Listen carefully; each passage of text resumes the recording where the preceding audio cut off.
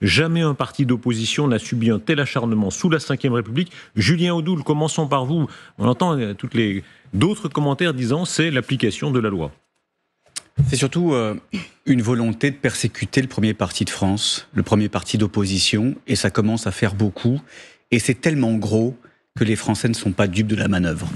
On a successivement l'inéligibilité de Marine Le Pen, candidate à la présidence de la République, donnée évidemment en tête dans les sondages. On a cette enquête du Parlement européen qui est divulguée sur des fondements totalement ahurissants. Et puis on a cette perquisition hors norme. Une vingtaine de policiers en gilet pare-balles, armés, qui vont non pas prendre les documents dont Renaud Pilat a parlé, mais qui vont, surtout dans le bureau de Jordan Bardella, récupérer toutes les informations confidentielles, tous les documents de campagne, toutes les listes, tous les éléments qui, aujourd'hui, constituent le Rassemblement national. Et ce qui est très grave, et il faut que les Français, aujourd'hui, le sachent, en France, grande démocratie en 2025, le premier parti d'opposition, aujourd'hui, est muselé. Il est contrôlé. Toutes les informations sensibles de notre parti ont été siphonnées aujourd'hui, et je le dis parce qu'il faut revenir sur le fond, parce que ce qu'on nous reproche, on reproche au Rassemblement national qui ne peut pas bénéficier des prêts des banques. Mais qu'on entende très important. D'abord sur la logique de la perquisition. Les banques françaises ne prêtent pas au Rassemblement national. On attendait la banque de la démocratie de M. Macron, on l'a jamais eu. Et on reproche, d'une phrase, on reproche à des gens simples, des gens honnêtes, des adhérents, des militants qui veulent aider le Rassemblement national de faire des prêts. C'est totalement délirant. Entendons tout le monde, puisqu'il s'agit évidemment d'ouvrir la discussion, et on va entrer chapitre par chapitre. Darius, moi, comme avocat, je n'aime pas les perquisitions. Et c'est pas parce que je n'aime pas beaucoup non plus le Rassemblement national que je les trouverais formidables aujourd'hui. Pourquoi je ne les aime pas ? Parce que c'est le début d'une enquête et on n'a accès à rien. C'est même pas la présomption d'innocence, parce qu'il n'y a même pas de mise en cause. Et donc c'est quelque chose d'extrêmement violent, mais cependant, et là où je n'achète pas les éléments de langage qui viennent de vous être brillamment déployés, les perquisitions se font toujours, et on ne sait jamais pourquoi, avec les armes et les gilets pare-balles. Y compris chez des nonagénaires, j'ai eu le cas, y compris chez des notaires ou des avocats, j'ai eu le cas. Bon. Et puis à part ça, constatons quand même que sous la Ve République, tous les partis politiques ont fait l'objet de telles mesures de perquisition. Souvenez-vous, Darius, La République, c'est moi, avec Mélenchon, qui cherche, lui, à faire obstacle d'une manière absolument insupportable aux mesures de perquisition qui visaient son parti. Le MoDem, le parti de l'actuel Premier ministre, a fait l'objet de mesures de perquisition, d'enquête et de poursuite, et pour un certain cas... En clair, est-ce que oui ou non, Julien Audoul a raison quand on dit qu'il y a, à l'égard d'un parti d'opposition, quelque chose d'anormal ? Tous les partis politiques, y compris évidemment celui du président de la République, celui de l'ancien président de la République, tous les partis politiques ont fait l'objet de tel type de mesures d'enquête, et qui par ailleurs ne sont pas propres aux partis politiques. Par ailleurs, le pouvoir, malheureusement ou heureusement, n'a plus le pouvoir ni d'accélérer, ni d'arrêter une enquête, et n'a pas les moyens d'accéder aux informations qui sont saisies. En revanche, si on vraiment voulait s'interroger, est-ce qu'on peut se dire s'il n'y a pas un jeu qui se joue entre l'autorité judiciaire, ce qu'on appelle la République des juges, et le pouvoir politique? Ça, c'est une question qui peut être posée, qu'on a d'ailleurs beaucoup posée dans les procédures qui ont visé Nicolas Sarkozy. Moi, figure politique, 3 points de vue. Éléonore Carrois, vous êtes députée Renaissance. Mais ce qui vient d'être dit est tout à fait vrai. Je veux dire, on est au stade d'une perquisition, c'est-à-dire qu'il y a un soupçon, il y a eu un signalement de la part de la Commission nationale des comptes de campagne suite à des faits qui vont être ou pas prouvés. Donc à ce stade, on est vraiment au stade le plus préliminaire. On a un signalement probablement article 40.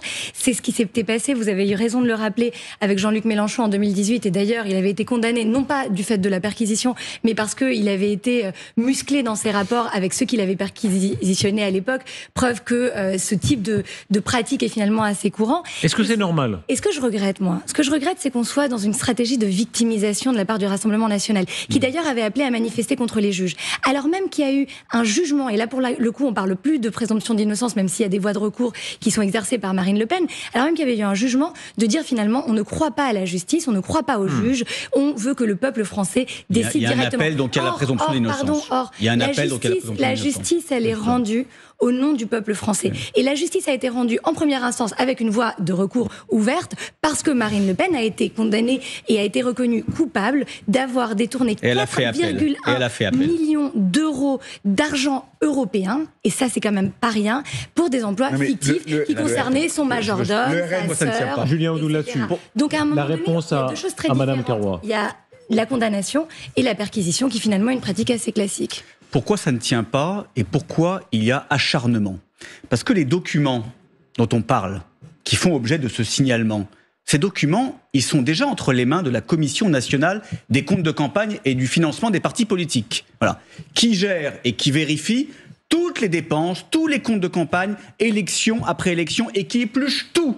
Donc tous ces documents, ils sont déjà entre les mains de cette juridiction. Donc cette perquisition n'avait d'autre but que d'aller chercher et récupérer tous les éléments confidentiels, d'aller dans le bureau de Jordan Bardella, de récupérer des notes, de récupérer la liste de nos candidats préinvestis, même y compris les modules de formation que nous passons, etc., etc. L'objectif, il est très clair, c'est de nous mettre à genoux. C'est de faire en sorte que le Rassemblement national soit sous tutelle. C'est de nous étrangler financièrement. Financièrement, pourquoi ? Parce qu'on empêcherait demain à de simples prêteurs de défendre leurs idées en prêtant au Rassemblement national, alors que les banques ne nous l'interdisent. Et aussi judiciairement. Voilà cette double persécution qui vise, ni plus ni moins, à empêcher le Rassemblement national d'accéder aux responsabilités. Mais je vous le dis, Darius, ça va arriver. Ils peuvent faire n'importe quoi.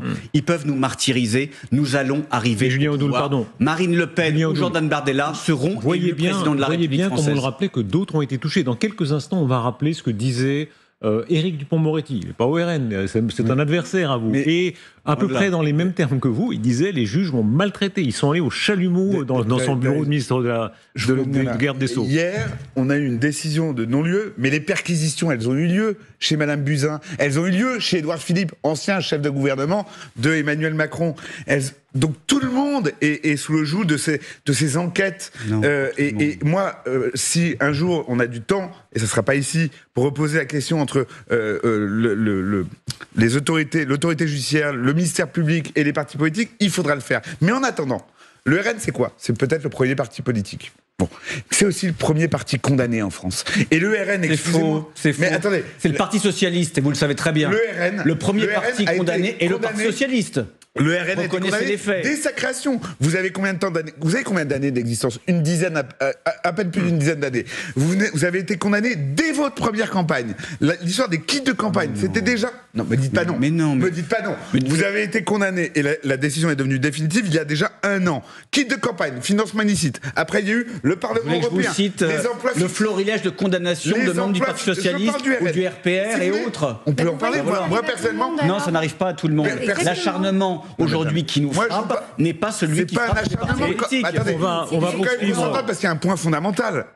Il y a une condamnation définitive, les kits de campagne.